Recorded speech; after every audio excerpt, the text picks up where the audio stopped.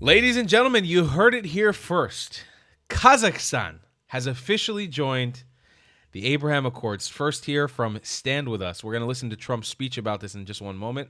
A landmark moment for regional diplomacy. Kazakhstan, a Muslim country in Central Asia. Historic moment. Kazakhstan will join the Abraham Accords, a series of normalization agreements between Israel and Arab states. Kazakhstan will join the members UAE, Bahrain, Morocco, and Sudan, expanding peace and cooperation across the region. Kazakhstan is a country where I found out recently one of my grandfathers actually lived in for a short period of time. He sought refuge there. So I cannot wait, and I was very close recently when I was in Azerbaijan to physically being in Kazakhstan. I can't wait to go visit once they officially sign everything. This is huge news. For all the war and all the crazy shit that's happening, the Abraham Accords is the most exciting part of it. I also keep an eye out today. I'm waiting for my editor to get this. We didn't know that this was going to happen, yeah? So I have a conversation that I just happened to record with a Kazakhstani person the other day, and it's a very peaceful conversation, which is awesome, where I spoke a little bit of Russian because a lot of Kazakh people speak Russian. And that's hopefully going to be out later today. It's a really heartwarming video, so definitely keep an eye out for that, and let's see what Trump had to say. Months ago, my administration also brokered a historic peace agreement between nearby Armenia and Azerbaijan, one of the 8 wars that we ended in 8 months. At that time, 8 months, we're looking to end one more, if that's possible, Russia and Ukraine. We haven't gotten there yet, but I think we've made a lot of progress. As I said at the time, that historic accord includes the construction of the new Trump route. It's such a beautiful thing. They named it after me. I really appreciate it. It's actually a big deal. But it's the new Trump route for international peace. This is a road that's being carved and goes through some of the most important places anywhere in the world, some of the most important places economically also anywhere in the world, which will boost commercial activity on the other side of the Caspian Sea, helping nations throughout Central Asia. I'm optimistic that each of the countries here today will reap the benefits of peace if they embrace the opportunity that we've unleashed with the agreement. Some of the countries we're talking about and some of the countries represented here are going to be joining the Abraham Accords, and that those announcements will be made over the next little while. The Abraham Accords are very sought after right now. We're going to be announcing some very important countries that are joining, and for Jared and for Steve Witkoff, we appreciate the great job you've done. This evening, I'm also delighted to report that Kazakhstan has officially agreed, and that's official now, as of about 15 minutes ago. A tremendous country with a tremendous leader has officially joined the Abraham Accords. And I just want to thank you, Mr. President. It's a great honor. It's a tremendous honor to have you. Really great. Once again, I'm grateful that each of these respected leaders has made the trip to Washington, and I'm delighted to continue our conversation over dinner. We're going to have a little working dinner, short one. They've been flying a long way. It's a long flight, but we're going to have a quick but very fruitful dinner. I want to thank the media. You've covered it very fairly, and it's really a great honor to be with these incredible leaders. These are highly respected people, and there's no games. They don't play games, I want to tell you that. So maybe I'd like to ask you, Mr. President, to say a few words if you'd like, and we can go through the list of the 5, and then we'll have a little dinner, please. Mr. President, first of all, I would like to express my sincere gratitude to you for convening this truly historic meeting at the White House. And under your steadfast leadership, this summit marks the beginning of a new era of interaction between the United States and Central Asia. Precisely 1 year ago, you achieved a landslide victory in historic election which was absolutely clean and fair. And once again, my congratulations. Thank you.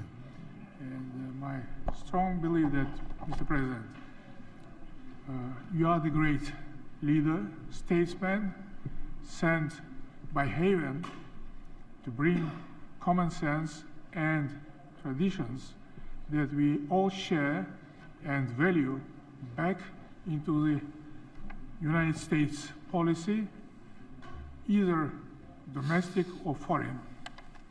Therefore, millions of people in so many countries are so grateful to you. And I'm convinced that your wise and bold policy needs to be strongly supported worldwide. Thank you. Under your presidency, America is ushering in a new golden age. I commend your far-sighted vision of making America great again. This inspires me to pursue target-oriented strategy towards building just and strong Kazakhstan on the basis of my concept, law and order. As President of Peace, you, Mr. Trump, brought to an end 8 wars just within 8 months. Thus, you have evidently reinforced America, its role as a pillar of international stability. Mr. President, I highly appreciate your unwavering support to advancing Kazakh-American multifaceted cooperation. Don't you guys think?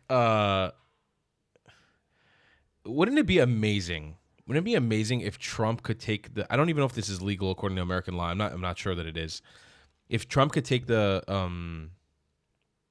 position of a foreign minister after he finishes his term, like if we do have a Republican presidency in the next election and they win, wouldn't it be incredible if they appointed Trump as like a foreign minister or somebody to deal with international relations? I almost think that I understand his base with the aggravation that he's not dealing with domestic issues as much, and it's true. I think like what's going on domestically in America is not being dealt with as much as international, but I think Trump's a really solid international asset for the United States of America. When it comes to like sort of meddling and fixing issues internationally, he gives a lot of people confidence. And I think it would be incredible instead of him just leaving right after the presidency. I mean, he seems like he wants to be in service to the American people. Let him continue to deal with America's international issues. I think he could be one of the best people for it. But this is really exciting. I'll tell you guys 2 things about Kazakhstan and how it pertains to my life. Obviously, for every Jew growing up, I was born 1996. For every Jew who grew up around the time I grew up, we all were heavily inspired and loved the word Kazakhstan from Sacha Baron Cohen's Borat. And I know that Kazakh people hate that. I understand. I understand the cultural connection that Sacha Baron Cohen made Kazakhstan look a specific way. But just so you know, for 99% of Jewish people out there, we have this like sort of weird love for Kazakhstan, even though we don't know anything about Kazakhstan. A lot of us don't know about Kazakhstan. But through that film, we sort of fell in love with your country, not knowing much about it. For me, a couple things. One, the Saiga antelope. I always used to travel around the world. I've traveled to almost 100 countries, almost 80 countries. A big portion of why I traveled was to go see animals because I love wildlife and I'm obsessed with wildlife. The Saiga antelope is this incredible ice age looking creature that still lives in Kazakhstan today. And visiting Kazakhstan has always been big on my list because I specifically wanted to go see this animal. So now that we actually have peace, it's really cool. It's something I would love to pursue in the near future, specifically because Kazakhstan's not that far away from Israel. I mean, the closest border is only around an hour and a half, 2 hours flight. So I would love to come visit Kazakhstan. But I also recently discovered that my grandfather, Yaakov, my father's father, my grandfather, who I thought my whole life was a Caucasus Mountain Jew because he was from Georgia, he's actually Persian. His great-grandfather, or his grandfather, was from Iran, from the northern part of Iran called Urmia. And he traveled from Urmia into the Caucasus, but at some point there was a Russian Tsar who discriminated against Jews in control of Georgia. And when that happened, my whole family and my grandfather went to Kazakhstan and lived there for a short while before coming back to Georgia again and then fleeing to Turkey. And then from Turkey, they were persecuted and fled to Syria, Lebanon, and back to Israel.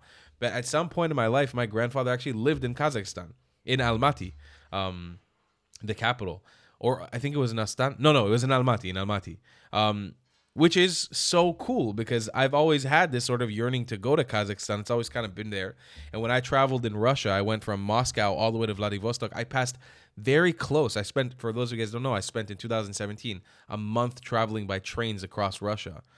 Actually, it was even further than that. I went halfway across planet Earth from London all the way to Seoul, South Korea without touching a plane. But I passed very close to Kazakhstan and actually wanted to go to Kazakhstan, but I couldn't make it work on that trip.